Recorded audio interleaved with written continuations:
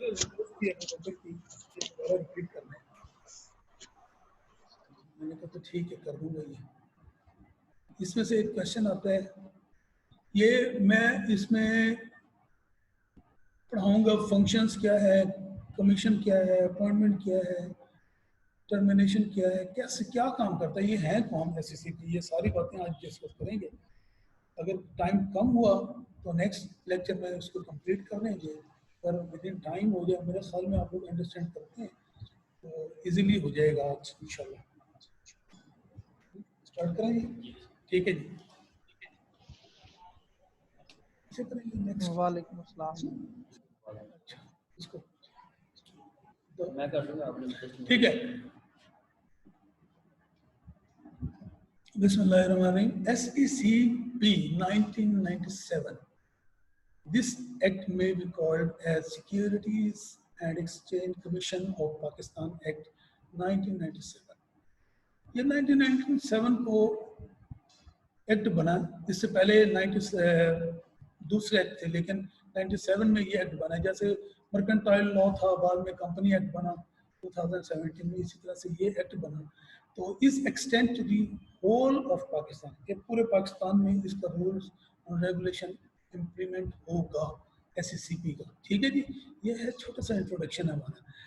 अभी according to this section 3, it is hereby established commission to be called the Security Exchange and Commission of Pakistan Act for supervision and regulation of the corporate entities, stock market and self-regulatory organization. इनका काम क्या है? Regulate करना है किनको? Corporate इदारे को, जो बिजनेस के इदारे हैं उनको, स्टॉक मार्केट को, और सेल्फ रेगुलेटरी ऑर्गेनाइजेशन है जो अपने तौर पे ऑर्गेनाइजेशन लोगों ने बनाई उनको। सेक्शन 3 के तहत उनको ये, इनका फंक्शन ये है कि उनको रेगुलेट करेंगे, कीप एन आई रखेंगे उनके ऊपर कि क्या होता है और क्या नहीं होता है। क्योंकि आगे मैं बताऊंगा कि क्यों रखेंगे ये, क्योंकि ये रजिस्ट्रेशन ऑफिस है। नेक्स्ट कीजिएगा। इसका मेन फंक्शन क्या है? प्राइमरी फंक्शन जो है, include registration of the different type of companies, ठीक है जी। जो भी कंपनी बनाते हैं या फॉर्मेशन आती है नई कंपनी में, ये उनको रजिस्टर्ड करते हैं, ठीक है। उनके स्टैट्यूटरी फंक्शन क्या होते हैं? उनको रेगुलेट करते हैं, मॉनिटर करते हैं, and administration of the corporate and company law, क्या एडमिनिस्ट्रेशन करते हैं और देखते हैं कि क्या ये कंपनी लॉ के तहत काम होता है या नहीं। रूल एंड रेगुलेशन देखते हैं। नॉन बैंकिंग फाइनेंस कंपनीज जो होती हैं उनको ये देखते हैं कि कैसे ये वर्क कर रही हैं। नॉन बैंकिंग फाइनेंस कंपनीज क्या है? मसलन नेक्स्ट लीजिंग कंपनीज है, इन्वेस्टमेंट बैंक है, म्यूचुअल फंड है, रेगुलेशन ऑफ इंश्योरेंस है, बिजनेस है, प्राइवेट पेंशन है। ये सारी चीज़ों को लीजिंग कंपनी, आपको पता है लीज में पैसे देते हैं लेते हैं। इन्वेस्टमेंट बैंक बनता है, प्राइवेट बैंक बन जाता है, उनको कैसे करते हैं। म्यूचुअल फंड है, म्यूचुअल फंड क्या है कि यहाँ पे जो शेयर्स खरीदते हैं उनको कैसे देखते हैं। इन सारे मामलों को ये एससीसीपी कंट्रोल करता है, लुक आफ्टर करता है, देखता है, मॉनिटर करता है। मेन फंक्शन इसका मॉनिटर करना होता है ताकि कोई घपला तो नहीं हो रहा किसी एंड में। These functions are performed by the 8 regional offices of the SCCP called the Company Registration Office. ये पाकिस्तान में 8 जगह इनकी ऑफिस बनाई है, रीजनल ऑफिस जो बनी है। तो इनको ये क्या कहते हैं कि कंपनी को रजिस्ट्रेशन करने के लिए बनाई है। कि जैसे आप उकाड़ा में हैं तो उकाड़ा में इनका एक इदारा है जहाँ पे आप कंपनी बनाते हैं तो वहाँ रजिस्ट्रेशन के लिए जाएंगे। इसी तरह से लाहौर में है, मुल्तान में है, कराची में है, इस्लामाबाद में है, पेशावर में है, तो कश्मीर में है। इसी तरह से हर बड़े शहरों में रीजनल है। ये रीजनल जो होते हैं, पंजाब का रीजनल ऑफिस कौन सा है? ये लाहौर होगा। इसी तरह से केपीके का रीजनल ऑफिस है पेशावर है, सिंध का कराची है। इसी तरह से ये रीजनल ऑफिस होते हैं, वो आगे छोटे से ऑफिस बनाते हैं ताकि वो लोगों को आसानियाँ पैदा हो। अगर आप उकाड़ा में आप कंपनी बनाते हैं तो यहाँ भी एक ऑफिस है, उनका सब ऑफिस होता है, वहाँ पे आप कंपनी को रजिस्टर कराते हैं। ऑब्जेक्टिव ऑफ द कमीशन, इसकी ऑब्जेक्ट्स क्या है? इस एक्ट में स्पेसिफाई किया गया है कि फॉलोइंग ऑब्जेक्टिव्स हैं इसके। Number 1, beneficial regulation of capital market, कि पैसे की टर्न आउट क्या हो रहा है, कैपिटल मार्केट में इनकी जो इन्वेस्टमेंट लगी है इसको कैसे ये चेक करता है कि घपले तो नहीं है, कंपनी ने बना लिया है कंपनी लेकिन वहाँ पे इरेगुलरिटीज हो रही हैं, इरेगुलरिटीज कैसे हो रही है, मसलन लोग टैक्स नहीं पे करते हैं, रात को मशीन रात को सामान निकाल देते हैं, सेल के लिए भेज देते हैं लेकिन सेल टैक्स नहीं देते, इसी तरह से ये इनको चेक करते हैं। Superintendence and control of corporate entities, business को सुपरिटेंड करते हैं, उनको कंट्रोल करते हैं, उनके मामला को रेगुलेशन करते हैं, ताकि कोई ऐसी प्रॉब्लम हो तो इंडिकेट करते हैं, ये उनके साथ कनेक्ट होते हैं, हर मामले में कनेक्ट होते हैं, ये इनका ऑब्जेक्टिव है कमीशन का। अब बात आ जाती है कि इनकी अपॉइंटमेंट कौन करता है, कमीशन की कमिश्नर जो है उसकी कौन अपॉइंटमेंट करता है, तो ये चूंकि मरकज का इदारा होता है तो मरकज में फेडरल गवर्नमेंट आता है, फेडरल गवर्नमेंट अथॉरिटी रखती है कि इसको अपॉइंट करे। किन कौन होते हैं जो लोग जिनको अपॉइंट किया जाते हैं, वो कमिश्नर लेवल के लोग होते हैं, ठीक है।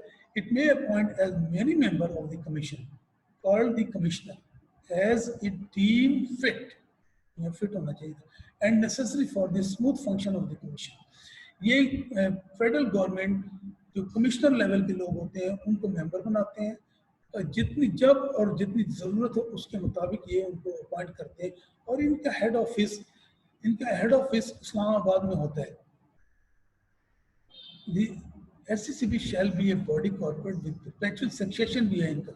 परपेचुअल सक्सेशन जैसे आपको बताया था कि एक कंपनी का बंदा खत्म हो जाता है तो दूसरा उसकी जगह ले लेता है, कौन ले लेता है, अगर दादे ने बनाई तो बाप ने ले ली, बाप खत्म हुआ तो बेटे ने ले ली, इस तरह से।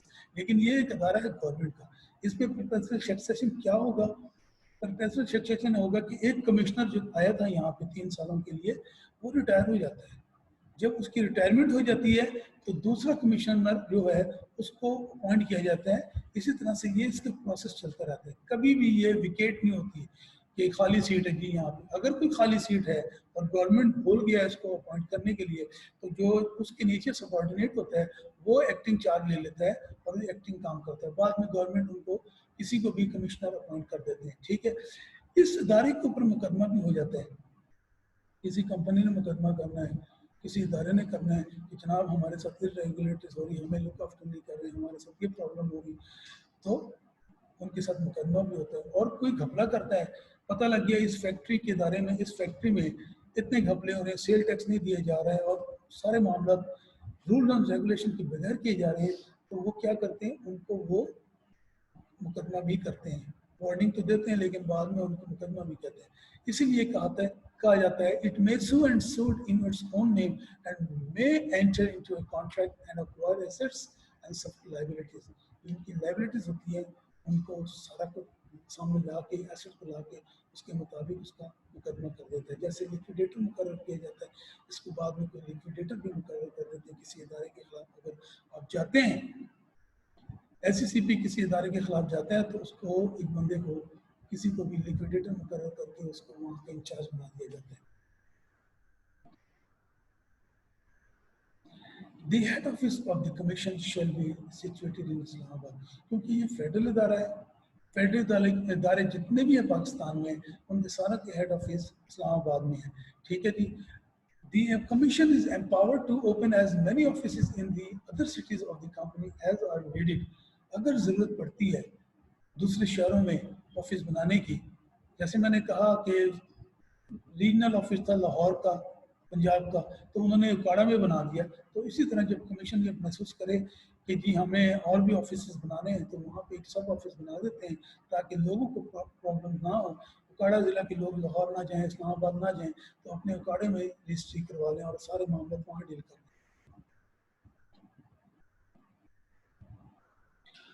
अच्छा जी, अपॉइंटमेंट ऑफ कमिश्नर, जैसा मैंने कहा फेडरल गवर्नमेंट में appoint as many commissioners as are deemed necessary, the member of the commission are called commissioner. जितने भी मेंबर होते हैं उनको कमिश्नर हम इसमें बोलेंगे।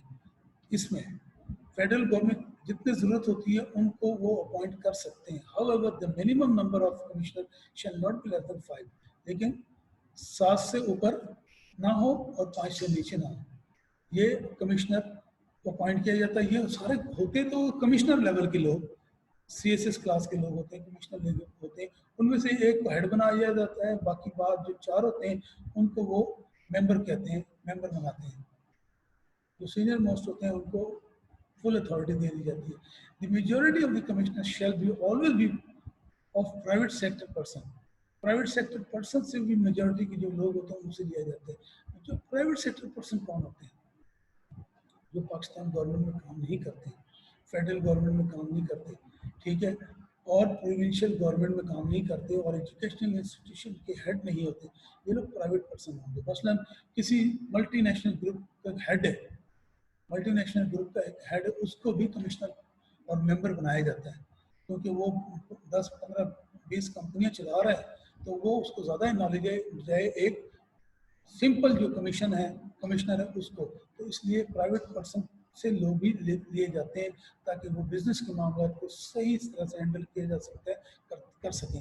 जैसे मैंने लास्ट टाइम आपको बताया भी था कि पंजाब में जब स्टेट बैंक का गवर्नर लगाया जाता है, फेडरल गवर्नमेंट किसी को लगाती है स्टेट बैंक, तो वो 4 पाकिस्तान के दूसरे सूबों से एक एक मेंबर लेते हैं, एक एक मेंबर लेते हैं। तो पंजाब से मेंबर हमेशा बीचेस कंपनी के जो मालिक हैं सैयद मोहम्मद मोहसिन, उनको लिया जाता है। इसलिए लिया जाता है कि ऑनेस्ट हैं, ईमानदार हैं, इंटेग्रिटी उनकी कंप्लीट है, उनको चैलेंज नहीं की जा सकती इंटेग्रिटी को, तो उनको मेंबर लिया जाता है। और वो बिजनेस क्लास के लोग हैं, वो एडवाइस करते हैं कि जी ऐसे जो भी मशवरा देना होता है पॉजिटिवली वो उसको मशवरा देते हैं। ये और पैकेजेस के, आपको याद होगा परवेज मुशर्रफ दौर में पैकेजेस का जनरल मैनेजर को फाइनेंस मिनिस्टर लगा दिया था परवेज मुशर्रफ ने, क्योंकि ये लोग डील करते हैं बिजनेस को, ये लोग ऑनेस्ट लोग हैं। जो ऑनेस्ट कंपनियां हैं उनके हेड को ये लोग अलाउ करती है, गवर्नमेंट ऑफर करती है कि जनाब आप हमारी कंपनी SCCP के मेंबर बने, तो वो लोग एक्सेप्ट समटाइम एक्सेप्ट कर लेते हैं। अगर वो मुझसे ज़्यादा हो तो वो नहीं कर सकते हैं एक्सेप्ट, ठीक है। अच्छा, इसके पहले क्या था? फर्स्ट हो गया। अच्छा, सेकंड है कि इन discharge of its function and exercise of its power, the SCCP shall conduct its proceeding in this accordance with the regulation made by it.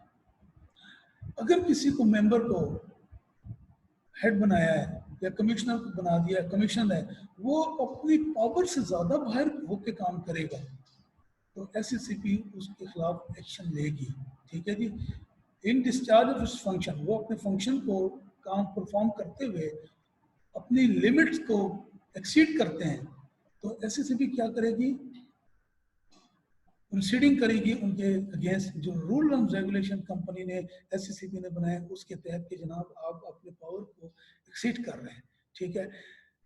Number third है the remuneration and allowance of the chairman and the commissioner shall determine by the SCCP with the approval of the policy board. इसकी policy board है, ये इनकी salary को तनख्वाह salary जो होती है वो उनको SCCP अप्रूवल लेती है, पॉलिसी बोर्ड बनाते हैं। जैसे 4 मेंबर हैं या 7 मेंबर हैं, उनमें से एक पॉलिसी बोर्ड बनता है। बोर्ड बनाने के बाद उनकी सैलरी फिक्स कर दी जाती है कि जनाब आपको इसकी यहाँ की इतनी सैलरी बनेगी और इतनी सैलरी आपको मिलेगी। एनी वैकेंसी अगर कोई खाली हो जाए इस कॉन्स्टिट्यूशन के तहत, shall not cancel any act और प्रोसीडिंग ऑफ द SCCP। वो उस अगर कोई वैकेंसी खाली हो जाती है अकॉर्डिंग टू द कॉन्स्टिट्यूशन, वो उसको उस वक्त तक कैंसिल नहीं करते अगर उसके खिलाफ अगर केस चल रहा हो, ठीक है। वो केस जब उसका पूरा हो जाए, जब केस एंड हो जाए फिर उसको वहां से निकालेंगे कि जनाब अब आप फारिग हैं। लेकिन उसको उस वक्त तक नहीं निकालते हैं इसलिए कि वो अदरवाइज वो स्किप कर जाएंगे। अगर उन्होंने इरेगुलरिटीज की हैं, फ्रॉड किया है, कोई घपले किए हैं, तो उसको आप जॉब से निकाल देते हैं कि ठीक है जी आप मुकदमा को फेस करते रहें। तो क्या होता है वो स्किप भी कर सकते हैं, इसलिए उस वक्त तक नहीं निकालते हैं। वैकेंसी जरूर है, वहाँ पे वैकेंसी है, उनकी जगह पोस्ट है, लेकिन वो जब तक प्रोसीडिंग कंप्लीट नहीं होती है तो उस वक्त तक उसको वहां से क्विट नहीं करते हैं। बात आ गई क्वालिफिकेशन की। Qualification of the commissioner. A person to be appointed as commissioner should be a person known for his, उसकी क्वालिफिकेशन क्या होनी चाहिए? MSc BSc नहीं है, क्वालिफिकेशन की ये है, वो कमिश्नर लेवल का बंदा, वो उसने सेल्स क्लास करके कमिश्नर बनाए, ठीक है। उनकी क्वालिफिकेशन सबसे पहले ये देखी जाएगी कि क्या वो ईमानदार हैं, अपनी फील्ड की एक्सपर्टीज हैं जिस फील्ड में लगाया गया है। सम टाइम होता है कि आप ऑडिटर जनरल ऑफ पाकिस्तान है, एजी ऑफिस है, एजी ऑफिस क्या डील करती है, सैलरी और पैसे, फाइनेंस को डील करती है। क्या उस इदारे के बंदे को अगर कुछ लगाया जाए तो क्या उसकी देखा जाए तो इसमें एक्सपर्टीज है, हाँ जी वो एक्सपर्टीज है, उसकी एक्सपीरियंस है, उनकी डिस्टिंक्शन रखते हैं अदर फील्ड के अलावा भी, ये भी देखा जाता है। दिखाइएगा नेक्स्ट। अदर फील्ड में क्या है, सिक्योरिटीज मार्केट्स क्या है, लॉ में लॉ जानते हैं, अकाउंटेंसी का पता है उनको, इकोनॉमिक्स का पता है, फाइनेंस है, इंश्योरेंस है, इन इंडस्ट्री, ये सारी चीज़ें उनकी ये क्वालिफिकेशन में जाती है कि इन इदारों के लोगों को, एक्सपर्टीज को वो लिया जाता है कि जनाब ये कानूनदान है, कोई सेक्रेटरी पाकिस्तान लॉ मिनिस्टर है, लॉ मिनिस्टर या लॉ सेक्रेटरी पाकिस्तान है, तो उसको भी लगाया जा सकता है as a member of the commission. क्यों कि वो कानून समझते हैं, कानून को जानते हैं। इसी तरह अकाउंटेंसी फाइनेंस को डील करते हैं, जो इंश्योरेंस को डील करते हैं, सिक्योरिटीज मार्केट को डील करते हैं, क्योंकि ये वो लोग होते हैं जिनकी एक तकरीबन 60 के नज़दीक होती है, वो सारी जिंदगी तकरीबन 30-35 साल उनका एक्सपीरियंस होता है जॉब का, तो वो कहीं ना कहीं मुख्तलिफ फील्ड में काम करके एक्सपर्टीज हासिल की कर चुके होते हैं, इसलिए उस लेवल हाई लेवल के लोगों को लगाया जाता है, ये उनकी क्वालिफिकेशन है। अब आ जाती है बात डिसक्वालिफिकेशन ऑफ कमिश्नर। डिसक्वालिफिकेशन क्या है? The following person cannot be appointed or remain as a commissioner or member of the policy board. कौन कौन से लोग जिनको सजा हो? A person who has been convicted or an offense involving in immorality. एक ऐसे आदमी को जिनको सजा हो और वो इमोरलिटी में इन्वॉल्व हो। इमोरलिटी का मतलब आप समझ रहे हैं, ठीक है ना? तो इस तरह के लोग जब होंगे तो इनको डिस्क्वालीफाई कर दिया जाता है। पहले नहीं पता लगा दिया था, लेकिन जब बाद में डिस्क्लोज हुआ कि जनाब ये बंदे तो इस काबिल नहीं थे, तो उनको हटा दिया जाता है। A person who has been or adjudged insolvent, एक बंदा जो बैंकरप्ट हो जाता है उसको भी नहीं लगाया जाता है। बैंकरप्सी यहाँ पे क्या है, इंसॉल्वेंट में क्या है कि वो जनाब घपले मारने में मास्टर है, तो और इस तरह को कंपनी को इंसॉल्वेंट कर रहे हैं, दिवालिया कर रहे हैं कंपनी का, तो ऐसे लोगों को भी निकाल दिया जाता है और उसको डिस्क्वालीफाई कर दिया जाता है। नंबर सी है जनाब, अ person who is incapable of the discharging his duty. तीसरा नंबर सी ये कहता है कि ऐसा आदमी जो अपनी ड्यूटी को परफॉर्म नहीं कर सकता। कमिश्नर तो था वो, लेकिन यहाँ पे आके वो फेल हो गया, उसको एक्सपर्टीज नहीं थी। पता तो चला था कि इसने 5 साल एज ए डिप्टी कमिश्नर बल्दियात में काम किया है, लेकिन जब इनको यहाँ लगाया गया या इस सिक्योरिटीज एक्सचेंज में काम किया है, जब यहाँ लगाया गया या आपने इनको लगाया था एजी ऑफिस में, लेकिन वो यहाँ काम नहीं कर सक रहे, अपने परफॉर्मेंस पुअर है उनकी, शो नहीं कर सकते, तो उनको भी ड्यूटी से निकाल सकते हैं, यहाँ पे उसको डिस्क्वालीफाई कर सकते हैं। A person who being a member remain absent from 3 consecutive meetings of the policy board. जब पॉलिसी बोर्ड्स की मीटिंग होती है, 3 मीटिंग में लगातार वो नहीं आते, तो उनको भी डिस्क्वालीफाई कर दिया जाता है। If a person ex officio क्या है जी? एक ओहदा होता है, बहसियत। A member of a body, a board, a committee, a council etcetera, एक बहसियत एक इदारे के, who is a part of his virtue of holding another office, एक बहसियत का किसी और ऑफिस में रखा है, एज ए कमिश्नर के तौर पे भी काम कर रहा है जिला सुबह पंजाब का, तो इनको भी अपॉइंट कर दिया गया। बाद में जब पता चला कि ये है, तो वहाँ भी डील काम कर रहे हैं, तो यहाँ भी नहीं कर सकेंगे, टाइम नहीं दे सकेंगे, तो इनको भी डिस्क्वालीफाई कर दिया जाता है कि नहीं, आप सर वहाँ पर काम करें या उसको लीव करें तो फिर यहाँ आए। इस तरह से ये सारे डिस्क्वालिफिकेशन में आ जाते हैं। A person who failed to disclose any conflict of interest or within the time provided, जब भी ऐसे इदारे में लगाए जाते हैं लोगों को, तो उनको पूछा जाता है भी आपका कॉन्फ्लिक्ट ऑफ इंटरेस्ट क्या है, कोई बिजनेस कर रहे हैं इस इदारे के साथ, कोई मामला सेटल है इनके साथ, आपकी कोई अपनी इंडस्ट्री है, जो आप इनको यहाँ पे आ गए और ये काम कर रहे हैं तो नहीं होगा उनको। जब उन्होंने डिस्क्लोज नहीं किया, बताया नहीं, उनको बताना चाहिए था, 3 महीने का टाइम था या 1 महीने का टाइम था कि उनको डिस्क्लोज करनी चाहिए थी कि जनाब मेरे भी 2 फैक्ट्रियाँ हैं, मेरे 2 इदारे हैं जो चल रहे हैं, मार्केट में काम कर रहे हैं, तो उसको डिस्क्लोज नहीं किया। डिस्क्लोज करने का फ़ायदा ये होना था कि सबके नॉलेज में होता है कि इनकी भी 2 इदारे हैं, लेकिन उन्होंने नहीं, जो प्रिस्क्राइब टाइम दिया गया था उनको कि आप उनको बताना है, तो उन्होंने नहीं बताया, तो उनको भी डिस्क्वालिफिकेशन कर दी जाती है। A person breaches any of the provision of the SCP, एक ऐसा आदमी, एक मेंबर जो इस लॉ को, SCCP की जो लॉ है, रूल्स एंड रेगुलेशन, उसको तोड़ता है, उसको भी डिस्क्वालीफाई कर दिया जाता है। Chairman commission and function. Chairman commission, commission का जो चेयरमैन क्या होता है, उसकी फंक्शन क्या होती है? जैसे मैंने बताया कि chairman appointed by the federal government, heads of the commission. एक जितने भी मेंबर बनाए थे आपने, 7 मेंबर बनाए या 6 मेंबर बनाए थे, उनमें से सीनियर मोस्ट को आपने क्या किया जी, उसका हेड रख दिया, ठीक है, उसको आप, वो चीफ एग्जीक्यूटिव हो गया उसको, क्योंकि अपना अपॉइंट किया गया, सीनियर मोस्ट है। A person shall not be appointed as chairman of the commission for more than 2 consecutive terms. 2 साल के लगातार, 2 साल का जो 2 पीरियड जो होगा उससे ज्यादा नहीं रख सकते। पहला पीरियड कितना है? 3 साल का। अगर उनकी एज है तो दूसरे साल भी उसे उन्हें रखा जा सकता है, लेकिन 2 साल के बाद, 2 टाइम के बाद अगर वो दोबारा उनको नहीं बनाया जा सकता है, ठीक है। इसी तरह से दो पीरियड के बाद नहीं बन सकते। जैसे पाकिस्तान में जैसे रूल्स हैं कि 3 दफा प्राइम मिनिस्टर बन गया, चौथी दफा नहीं बनेगा, तो इस यही चीज उनमें भी है कि 2 टाइम्स जब वो चेयरमैन बन गए हैं तो 3rd टाइम वो नहीं बन सकेंगे।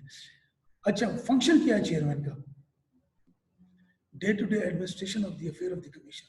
कमीशन के जो मामला था उनको एडमिनिस्ट्रेशन करना, सुपरविजन करना, कि फंक्शन SCCP अपने अकॉर्डिंग टू लॉ के तहत काम कर रही है, ठीक है, अकॉर्डिंग टू लॉ के तहत काम करें, ये उनके जहन में होना चाहिए, उनको पता होना चाहिए।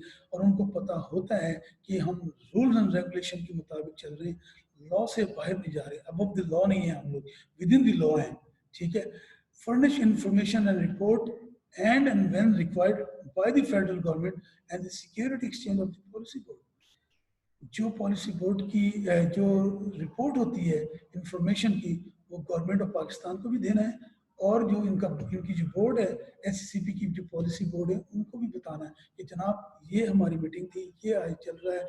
ये जब वो डिमांड करते हैं तो उनको आपने बताना है कि ये हमारी पॉलिसी बोर्ड है, बोर्ड को देना है। और गवर्नमेंट ऑफ पाकिस्तान पूछती है, जनाब बताएं क्या हो रहा है, हमें बताएं, आजकल लॉकडाउन है, इनमें बेशुमार प्रॉब्लम्स आ रही हैं गवर्नमेंट को।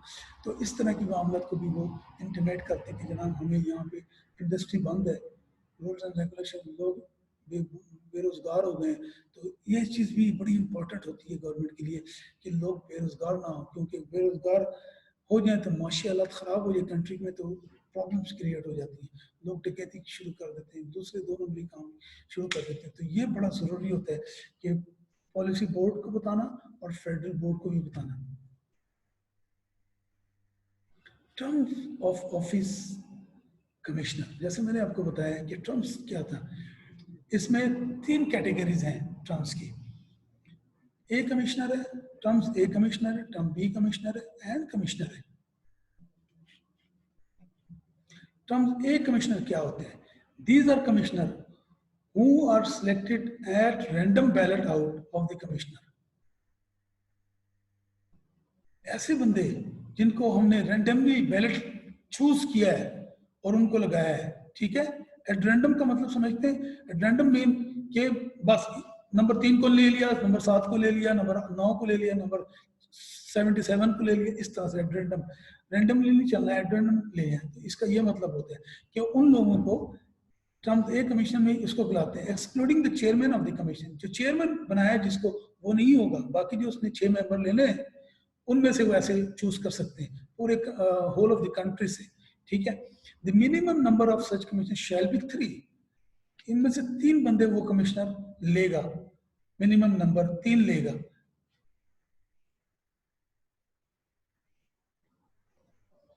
The term of such commissioner shall be the 2 years। उनके जो टर्म्स होगी, जॉब की नेचर होगी, वो 2 साल की होगी। लेकिन टर्म ए कमिश्नर में be reappointed for the further of 3 years। लेकिन अगर 2 साल एक्सीड खत्म हो जाती है उसकी और कमिश्नर चाहता है कि ये बंदा हमारे साथ काम करे, तो उनको मजीद 3 साल के लिए अपॉइंट किया जाता है।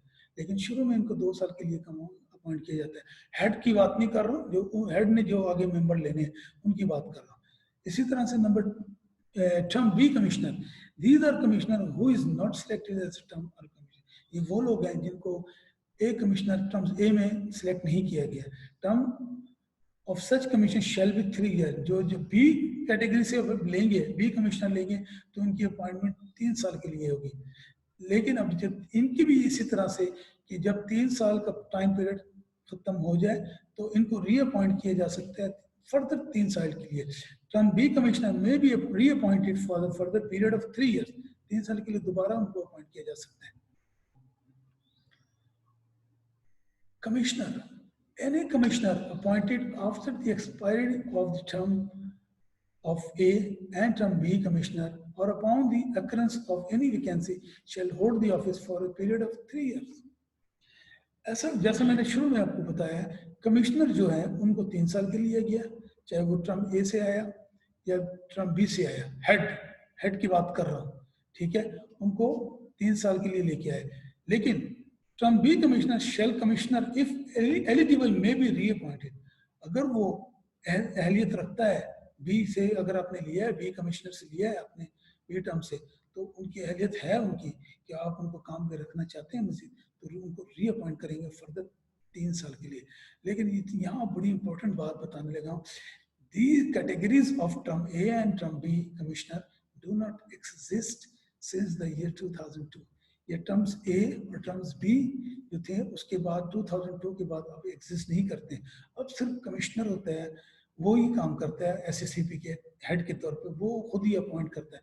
उसमें वो कैटेगरी जो थी बनाई थी इन्होंने टर्म्स ए और बी की 1997 में, वो खत्म हो गई और वो अबॉलिश कर दी गई और ये नहीं बनाई गई आफ्टर 2002 के बाद। तो वो सिर्फ कमिश्नर काम करता है और वो अपनी मर्जी के अपने इंटेलिजेंट लोगों को, ईमानदार लोगों को, एक्सपर्टीज लोगों को related to the function of the commission, उनके रिलेटेड के लोगों को अपॉइंट करेंगे। Thank you very much. यहाँ पे आज का ये लेक्चर खत्म होता है क्योंकि टाइम खत्म हो रहा है। तो अगर एनी क्वेश्चन है तो बताइए। नो सर, शुक्रिया जी। अच्छा, चलने से पहले मुझे तो आवाज आ रही है ना आपकी। जी